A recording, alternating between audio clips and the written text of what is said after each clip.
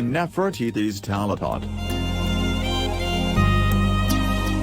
Queen Nefertiti's Talatat was created in Egypt between 1353 and 1357 BC. East Karnak, Thebes. A talatat is a tiny stone used in temple construction. They measured 10.5 inches long, 10.5 inches wide, and 21 inches tall.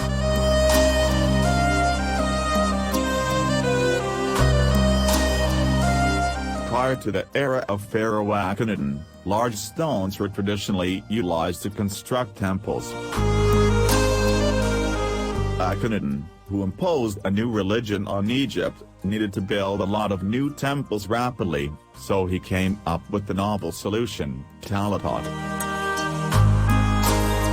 In the 1700s, Egyptian laborers coined the term, which is possibly a corruption of the Italian word tagliata, or cut masonry.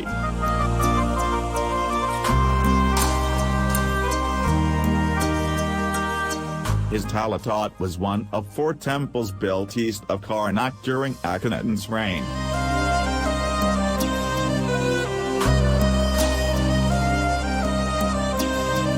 Amenhotep IV married Nefertiti, who later changed his name to Akhenaten. Except for Aten, the sun god, Akhenaten declared other deities to be fake. His statement enraged Egypt and sparked violent rioting. He intended to create a new capital at Amarna, and most temples that did not serve Aten were closed down.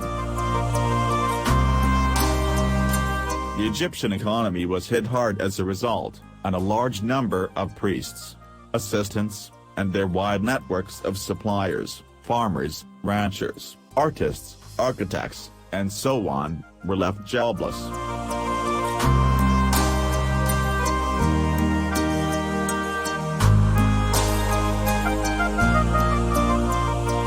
Things were so bad that Egypt's pharaoh was replaced by a regent, a woman named Nefertiti.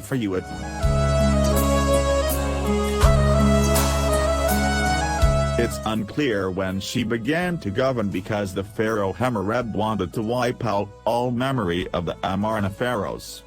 But she was presumably named regent 2 or 3 years before Akhenaten's death. Although almost 80% of her burial artifacts were used for Tutankhamun's tomb, it is unknown how she died, indicating she was quite powerful and wealthy. Akhenaten's oldest son, the 35-year-old Smenkhkep, replaced Nefertiti as pharaoh. His reign was only a year long. We know almost nothing about him or how he died once more. It's possible that he and Nefertiti were co-regents. Tutankhamun, Akhenaten's youngest son, was the next pharaoh. Tut was the result of Akhenaten and the younger lady's, Akhenaten's sister, incest.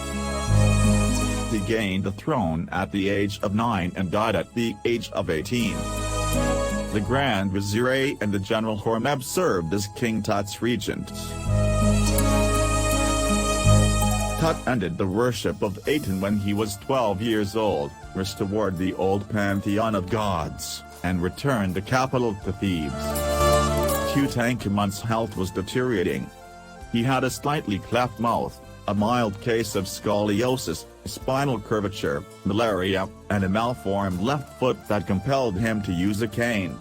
Either due to injuries and illness or malaria, the bone in the foot was eaten away. He fractured his left thigh bone late in life, and the injury killed him. Tut's granduncle, Amenhotep III's brother, or grandbrother-in-law, brother of one of Amenhotep III's wives, succeeded him. Hormeb had been named successor, but he married Tutankhamun's widow Akhenaten and bribed his way to the throne. Nachman, I's own son and a military officer under Tutankhamun and was chosen as his successor. Hormeb, who could have been I's son-in-law, pressed his title to the throne under Tut and seized it. Horemheb was most likely in his late middle age when he became pharaoh. His reign lasted 14 years. He died without children, and his vizier, Pharaoh, was named as his successor. Pharaoh was a nobleman who also served as Ammon's high priest. When he came to power, he took the name Ramesses I and established the 19th dynasty.